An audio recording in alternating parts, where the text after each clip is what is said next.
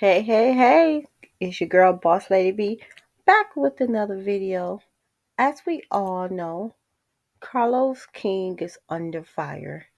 Carlos King has been trending for the last couple of months, but he's really been trending since last night, since there was a documentary or just a video.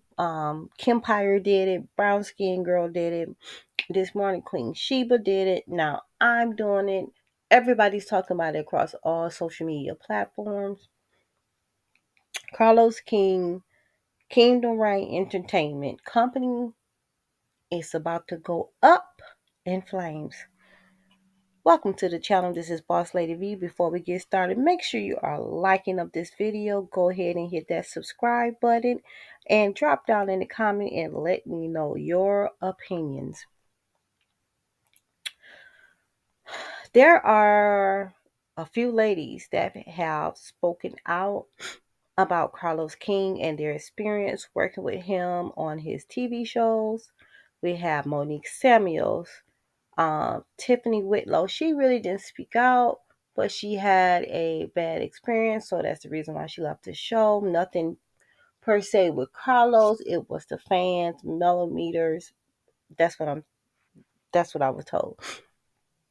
You have Winter, you have Aikisha, So Gucci, and none other than Candy Burrs in Escape. We first started hearing rumors about Carlos King when him and Candy had to fall out about him producing her biopic about their group behind her back. Carlos and Candy had a history as a producer and cast member on Housewives of Atlanta, and they had the disagreement over the sale of the movie about Burr's group Escape, right? Carlos really hurted Candy by going behind her back, selling this documentary, going behind her back, interviewing her mom, talking to other group members, which they all denied knowing. And that was kind of like a down spiral of events that had started with women coming out, speaking out against Carlos and his production team, right? Um, The Real Housewives of Atlanta star Candice Burrs and her group members from Escape have had their ups and downs over the years, but when it comes to preserving their legacy, they band together. They reunited after nearly 20 years of estrangement in 2017, and Burrs says it was because she learned producer Carlos King sold a movie about their group's life. She recently explained how she learned of the biopic. Go ahead and hit that like button. Come on, it's free. Hit that like button. Let's keep going. Kind of touched on this a little bit. Carlos King, essentially taking your life story, and trying to sell it and make a movie out of it. What is like the update on that now? Where do you guys stand? Have you had a There is conversation? no update. He and I haven't talked about it at all. And it's not like I'm reaching out to him trying to talk about it. Right. That happened some years ago. Oh, okay. Yeah, because it was when our group first got back together. Remember when we Yes. were when we first came back together? What was it? 6 years ago now. Sometime, yeah. Now it's About been like six. 6 years ago. 5, 6. That was part of the reason that we ended up coming back together because we found out somebody was doing our life story at some network, and then we were calling each other like, "Yo, did you do this? Did you do this?" And then when I found out, How did you find out? it was Because you random. guys were friends, right? Who? You and Carlos, or Todd I and thought Carlos? we was cool. Okay. Todd and Carlos used to be business partners. Damn. I considered Carlos like a friend. He used to have an office in my office building and everything. Oh, Like, wow. yeah, like I thought we were cool. Right. Now Todd and Carlos did bump heads about some business stuff, which is, when you have business with y'all do business together, sometimes you're gonna have some issues, right? So they did have some business issues, but in that last season that Carlos had produced, we still were being, working together, being cordial or whatever. I had to be around him down there 5 days a week, right? So we ended up the filming ended that season, like for Housewives that year, in November. December, so only a few weeks from the time I seen him. In December, I was talking to a friend of mine that was like a producer director. Me and Todd was talking to him, and we were like, "Yo, like, it would be dope if Escape had a movie like about our lives or whatever." And our friend was like, "Oh, they already doing that movie." And we was like, "What you mean? Who's already doing the movie?" Right. And he was like, "Yeah, like I just took a meeting about that. Like somebody, like he was like, yeah, he told me the network or whatever." And I was just like, what? So I called my agent.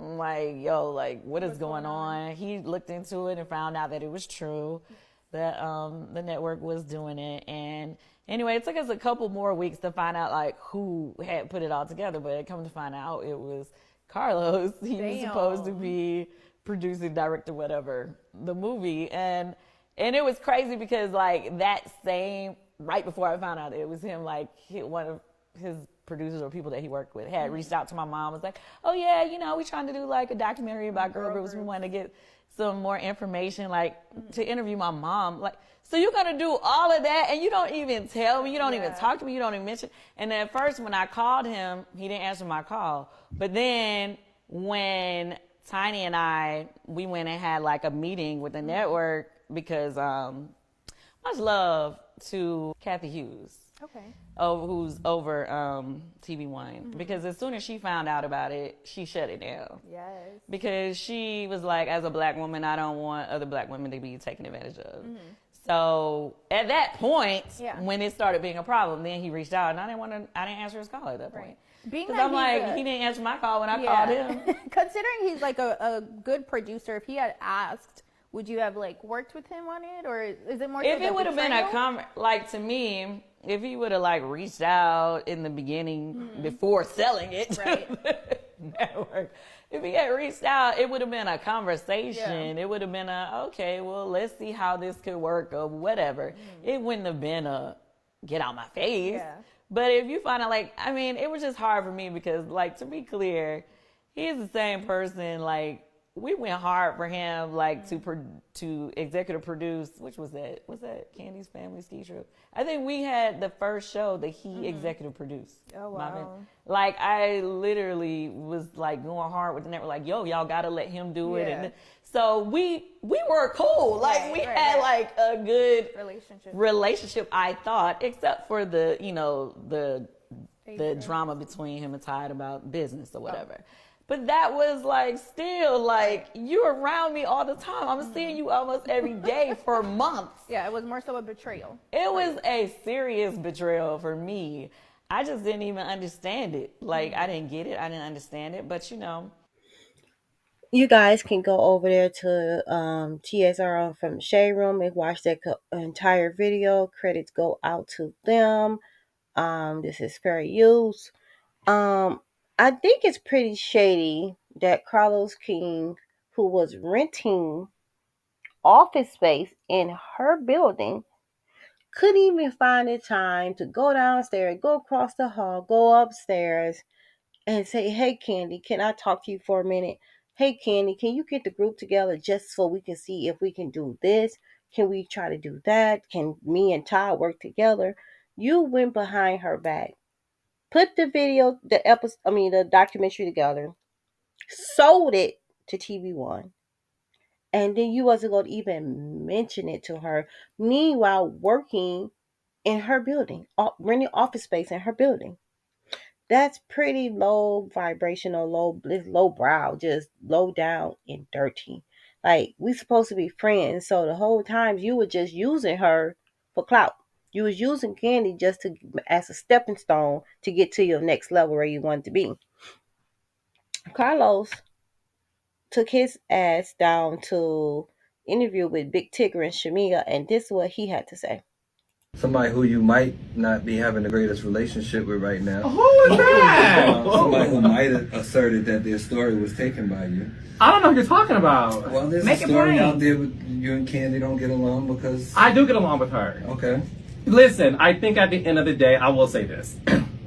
she is somebody who I have always been a fan of, and I will continue to be a fan of personally and professionally, right? And at the end of the day, when you have someone's phone number and there's a miscommunication or misinformation that's out there, instead of continuing to discuss misinformation, I would prefer to speak to that person directly. And at the end of the day, I haven't spoken about it because it's not for public fodder. That's how I'm operating and my integrity. So I believe that at one point in time, we will have a conversation. And once we have the conversation one-on-one, then I would be more than happy to come on Big Ticket Show and Shamessi to talk about everything else. Somebody who you might not be having the greatest. So that's what Carlos had to say. He said that he never denied it. He never admitted it either. To me, he just danced around it to try to smooth it over. Like, yeah, me and Kanye are still friends. She has my phone number, so I don't have a problem. She has a problem. Like, when a man or a person can't admit they're wrong, those type of people are dangerous. Get what I'm saying? You didn't answer her phone calls, but then you want to make it seem like, oh, she has my phone number. If she wanted to talk, we can talk. No, you didn't answer her phone calls, and when you found out that she was shutting it down, then you wanted to call and talk to her, and it was too late. And you know, Candy is a Taurus. She is bullheaded. Once she's mad and through with you, she's through with you. And I ain't seen too many times Candy back down from being through with a person. Make sure you guys are subscribing, liking this video, comment, and share. So the next person coming up is Monique Samuels. Now, I will say for Monique Samuels, I have a little pushback because I think Monique Samuels has this passive aggressive behavior. And I think when she went on Love and Marriage DC, she thought she was going to be the queen, the grand dame of Love and Marriage DC. And it didn't go that way. And they portrayed her in a bad light. And not the way that she wanted to. She said Carlos used her. He sold her this pilot about how he was going to highlight black couples and black love. And she said he did her better than the white people. Let's take a quick listen. How did that show come about? So when I left Housewives, there was one of the producers that used to be a part of Housewives franchise who started his own. He approached me with support and came at me with some like, we black and, these white shows, they don't show black people in the light that they should be shown in. And, it can be natural drama. It doesn't have to be this scripted drama. And it created a relationship of like, all right, let's see what we can do together. Let's work together. So I believed him when he used the black card. And he did me worse than the white folks. I was like, he could have waited till the second season to trash me. So you think Love and Marriage DC did you worse than Real Housewives of Potomac? Yeah. Damn. It was worse. It was like, there was no context. There was no reason to all of the fussing and fighting. It was like, it's love and marriage. So show the full outlook of what a love and marriage, like show what all of it looks like, right? I have always been very open on camera. Like, I like to be as transparent as possible. But if my spouse is not also that way, then if you're not saying anything, they're only going to be showing what I'm saying. So it was very unbalanced. And then it was just like, we got her, dog her ass out. Like, it was like my name was used to gain the audience. And I mean, I felt like I got trashed on that show. They didn't show any of my real moments. They didn't show the moments where I gave more context to what was happening. It was just like me, like, but I was the one reacting. It was me reacting, but show why I was reacting like that, And it was very unorganized, on camera, off camera. It was a mess. And I left after the first season. How did that show come about? So, not only did Monique Samuels leave after the first season, and I think it's a lot more to that, we just don't know. And Carlos did an interview on his Messy Mondays, and he responded to Monique. And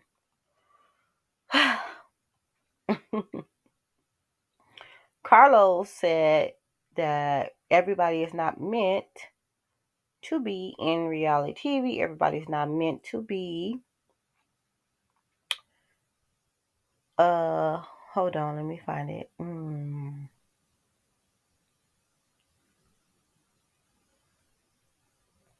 Hold on, I had it. He just he responded in such a shady way.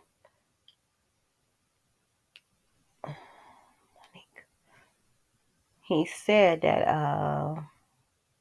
oh, here it is. Listen. I know that being on reality TV is just not for everybody. And I had this conversation with a former cast member of mine who shall remain nameless. Okay. I said, all you do is complain. Mind you, he's talking about Monique. He's talking about Monique Samuels, and he responding to her leaving and the allegations she said about him. Y'all didn't show this. Y'all didn't show that. People are saying this about me. They don't have this. They don't have that to sort of understand the full nature of my life. And I said to this person, once again, this show ain't about you. It's an ensemble. It's an ensemble. And I know that being on. So he had no value for Monique to come out and put that statement out there and be like, oh, the show isn't about you. And he kind of said the same thing that she said, that he wasn't showing her in a good light. He wasn't showing everything that was going on in her marriage. He was just showing only the bad. And he kind of said the same thing that Monique said. Whew, what a mess. What a mess. Drop down in the comments. Let me know what you think. Next, we move on to So Gucci. So Gucci was a cast member on Bell Collective. Now, I must admit, she was not one of my favorite. I think she came on being Latrice's friend, but got in the wind that Letitia was Carlos' favorite, and she quickly moved to the other side. She got mad over something petty.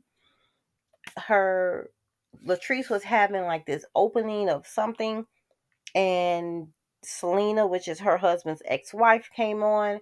And so Gucci kind of reminds me of Quad. They're mad because their husband ex is on the show, and their ex-husband or ex-new spouse, or however you want to put it, is on their show.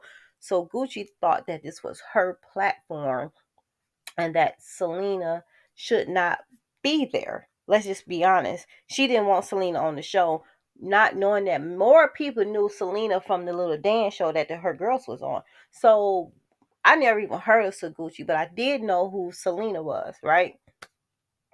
So at this opening that Latrice had, so Gucci was fronting like she didn't like Selena, and maybe they didn't, but she escalated it by saying, calling her an extra, and they got into this physical fight. Glass was thrown, and I think somebody's lip got cut. I could be wrong, allegedly. And she filed a restraining order and pressed charges against Selena. And I think that was all done to keep Selena off the show. Well, that's neither here nor there at this point. This past reunion, this past season of Bell Collective, Selena became a full cast member, and her and So Gucci just never could get it right.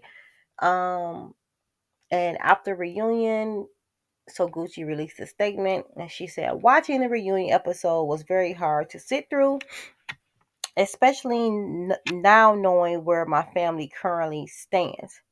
I was disappointed in my actions because even though I had my reason, it should have never been handled or addressed on this platform from the beginning.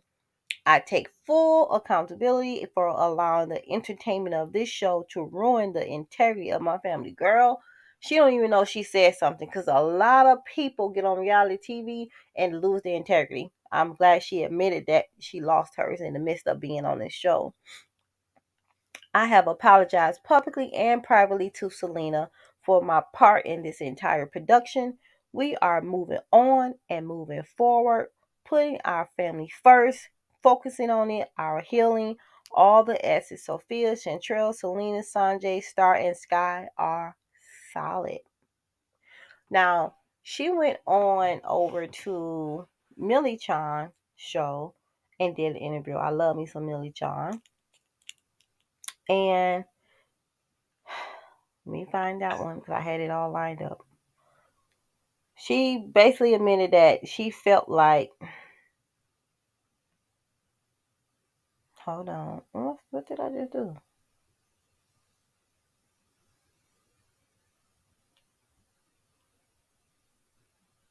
I'm hitting buttons that I ain't got no business. Anyway, I'm sorry guys, I ain't got lost hitting incognito button on my page. This is what So Gucci had to say on Millie Chan, how she felt not protected because they brought somebody on the show who she had a restraining order against. Listen.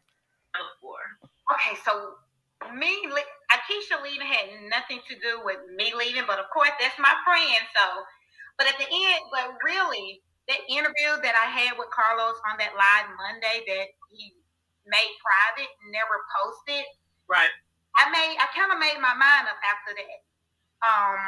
I was actually crying out for help to my boss, saying, "Hey, this is how I feel," and he disregarded my feelings by, number one, not even calling me after that live to say, "Hey, Gucci, you said that you felt unprotected. The things that you were feeling, while filming, he should have addressed it right then." And right. Neely, if he would have addressed it then, I probably would have rethought. I would not rethought. I would have thought about staying on Bell Collective. Like, you know what? My boss is really concerned. He want to hear how I felt. How can we make it better if you felt that way? And Carla. Okay, you guys can go on over to Millie Chan and finish watching that interview that was done about 9-10 days ago, and so you can go on over there and finish watching that. That credit goes out to Millie Chan. Fair use is in place.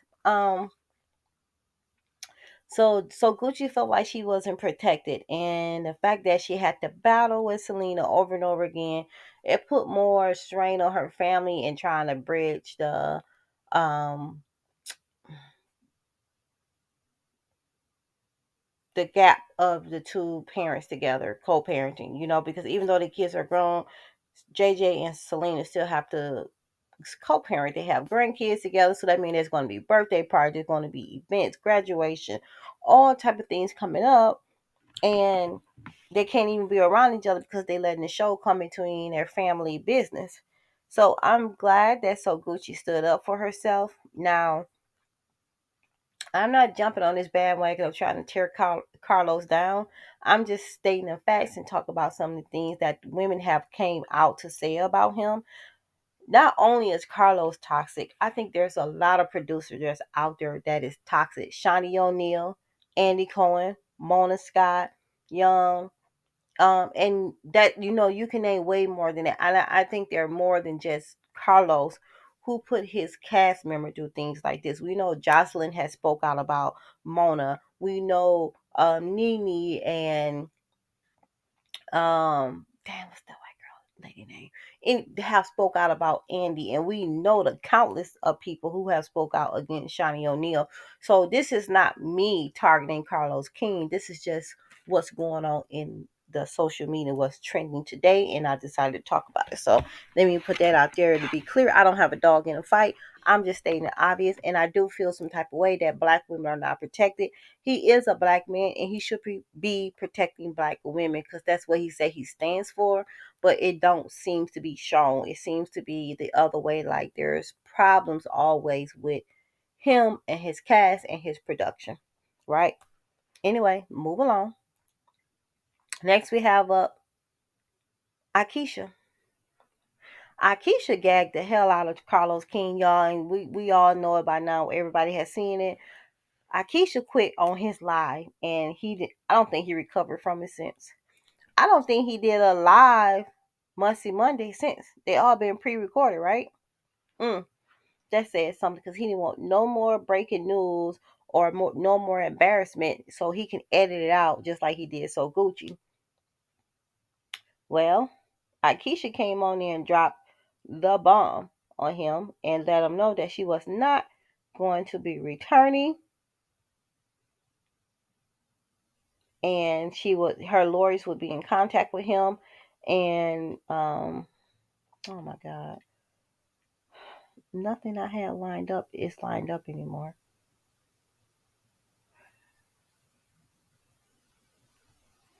But we all seen the Akeisha interview. Akeisha quit live on his show, and we can never forget it. Let's listen. I got it. I got it. I got it. I got it. I got my pickup letter. Yeah, that's right. We were excited about that, and we want to congratulate Carlos, and we want to congratulate the show, and thank you for allowing us to be a part of the platform. But unfortunately, we will not be returned. So just wanted to say that the colognes are done. Hilarious. So thank y'all and Merry Christmas. And our attorney has sent a letter to the attorneys of Kingdom Reign. So just want to let y'all know, because I didn't want Carlos to find out any other way. Well, listen, thank you so much for everything you brought to the show. You know, you have a friend. So Carlos' face was stuck. That's why she said, and Merry Christmas to you guys, because nobody could say nothing. Not what's his name? Dustin Ross? Yeah, Dustin, and I don't know who the other girl is. What's her name? I don't see it. Anyway, their face was stuck because they could not believe what had happened, because they thought they was reviewing the episode with Willie, and Akeisha popped in like, no, no, no, no. Let me tell you the real. Yeah, we got a pickup letter. Yeah, you said we was welcome back, but we ain't coming back. And I don't blame them, because Willie is an retired NFL player, and he had way more to lose than these other people on these shows. And they started a podcast, and this is what they had to say about leaving the show. Quote unquote reality show. So, Lord have mercy, the wrong one. Why can't I get this shit together? Why Willie podcast. You know, my overall summary, and to put a period on it, is you have a decision. You know, when you watch the circus, you know, you can't be the ringmaster. That's Carlos. So you have to figure out who do you want to be. You can either be the animal or the clown. Mm-hmm. And I think we chose collectively to be neither. Yeah. So we walked out of the circus, and that's the reality of it. I think we can continue to harp on who said what, how it happened, but the end of the day is, you know, we're not going to play victim to something we signed up for, even though we was actually on the show. And I also think it behooves us to understand, to anybody else out there who wants to be a part of reality TV, you have a choice. You know what it is when you sign up. You understand what's a part of it. I think as we sit back and we kind of move on to greener pastures, we realized so much more could have came from the show. Could have come from the show. Excuse me. So that's what's frustrating. That even with the mess and the drama and the theatrics, there still could have been a lot of good collectively we could have added to the show that was never exploited. And I think that's the most disappointing part of the experience, that we never, even though we talked about what we wanted to do and how we were going to achieve it collectively between there was this 4 couples, 3 or 4 couples, we could have promoted Jackson, the community, our storylines in a way much better light. And all that kind of got chopped off the table, and we just, we kind of just showed a product that was women fighting, messiness, da da da da da, and me, about to go damn near toe to toe in blows with Glenn. And I say this, and I'll continue to say this: the best thing that happened that day was that nothing actually happened. Yes. Between Glenn and I. However, were there blows thrown? Sure. Were there other things that went on? Sure. However, it's not what I want to reflect of us and you and I individually. And so we made a decision. And it's a new year and it's new opportunities. But I want everybody everybody out there who continues to support us and everything we got going on, just understand that we're not going to play the victim. And no, but this is where we're at. Yeah, and I wanted to make sure that it was very clear, because not that I care what people say. Like he said, we knew what we were signing up for. I mean, when you're on a reality television show, some people like you, some people don't like you, and I mean, it is what it is. But when you are um, having people question my character, my integrity, who I am morally, that was an issue for me. And I know that I am leaving and we are walking away knowing we had the best intentions going into it. And we are leaving with all of that intact. I wish it nothing but the best. I love. All right, that was Aikisha and Willie talking about their exit from Bell Collective. And I will say, when Aikisha came on the show, I think she wanted to be the Grand Dame of Mississippi, of Jackson, Mississippi, because she had more roots there than other girls on is it Harris Street? I can't remember the name of the street that they were trying to buy back. And it was just going to be tension there from the beginning. And I think a lot of the ladies have a problem with Letitia on there, as far as Latrice, as far as um, the dentist lady, Aikisha, so Gucci. Everybody has had a run in with Latrice in some type of way. And Antoinette, that's her name, Antoinette. So it was good that they left. I do see Aikisha being on some type of other reality TV show, because she's to me she's good TV. And she can show a better side to black successful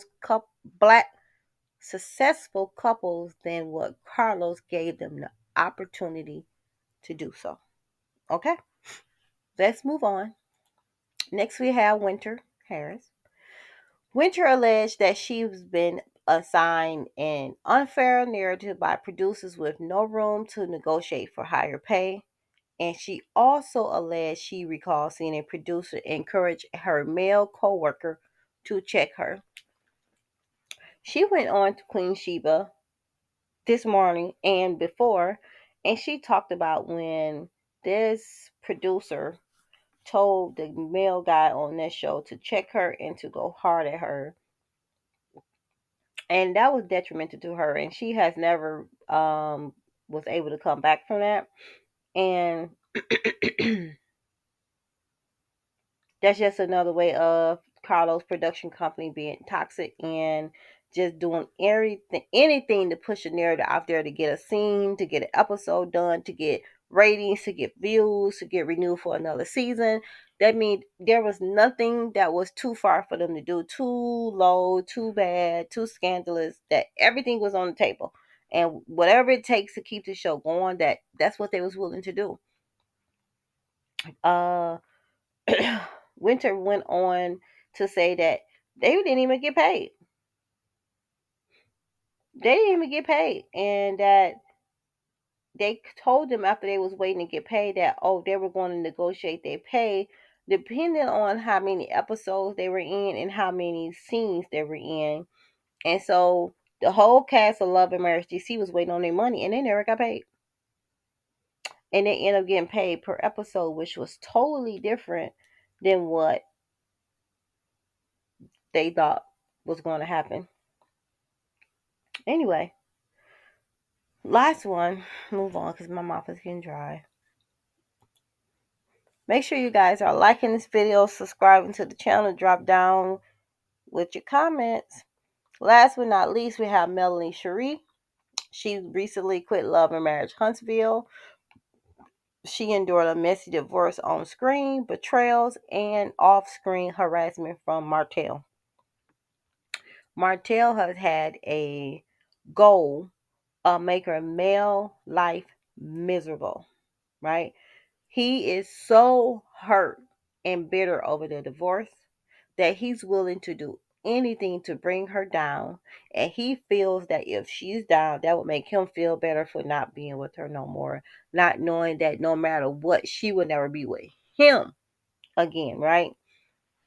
On this recent season reunion, Destiny dropped some very, very serious allegations against Melanie accusing her of grooming, and Martell said his ass up there laughing as if the allegation was against him too.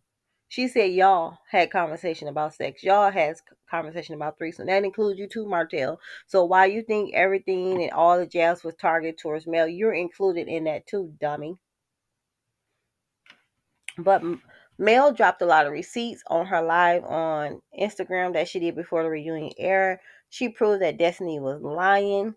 And I'm going to drop another video that I believe Carlos and Destiny came up with that just for a storyline, because right now it's hot news.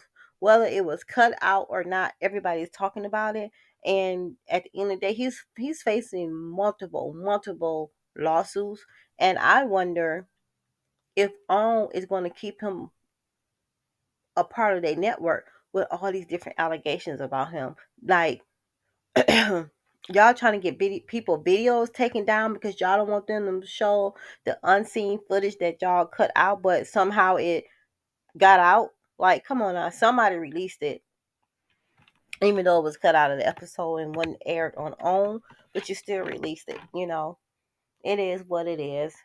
So Carlos has hurt many women. He has fed them a pipe dream. None of it has ever came true. I do think Melanie took the best opportunity out of being on this show. She launched her career with 7th Avenue. She launched a singing career. And I think she even acted a few times. So Melanie took advantage of being on the show. Akeisha did the same thing. Um, I don't know about the other ladies. I really don't know what they did to further their businesses. I know they all have them. So I'm not going to say they don't. I know Winter has a very lovely YouTube page, and I listen to it all the time. She'd be dropping the gems on what happened behind the scenes. And yeah. So it's a common thing now. Carlos is under fire. Carlos King production company Kingdom Reign Entertainment has been facing increasing scrutiny and potential legal issues due to allegations from former cast members on his reality shows who claim unprofessional behavior, manipulation, irresponsible editing practices, particularly concerning sensitive topics that could be seen as defamatory to their characters, some even hinting at potential lawsuits against the company. That's serious. Critics claim that Carlos King production team selectively edit footage to create a more dramatic narrative, sometimes taking comments out of context or omitting crucial details that could provide a more balanced perspective. Mm, mm, mm. Some cast members are reportedly considered legal actions against Kingdom Reign, citing issues like defamation and emotional distress stemming from their portrayal on the shows. Wow. This is deep. I hope Carlos is lawyered up because as a black man, we wanted him to succeed. We wanted him to dethrone Andy Cohen. But we didn't know you was doing the same backhanded shit as Andy Cohen was doing. Like I said, we all know about other stuff. I did another video about toxic producers talking about Shawnee, Carlos, and Andy Cohen. And I should have added Mona in there, but I didn't. So, yeah, let's see how this play out, guys. I'm going to try my best to keep up with it, keep bringing you guys the news, and I will see you guys in the next video. Bye-bye.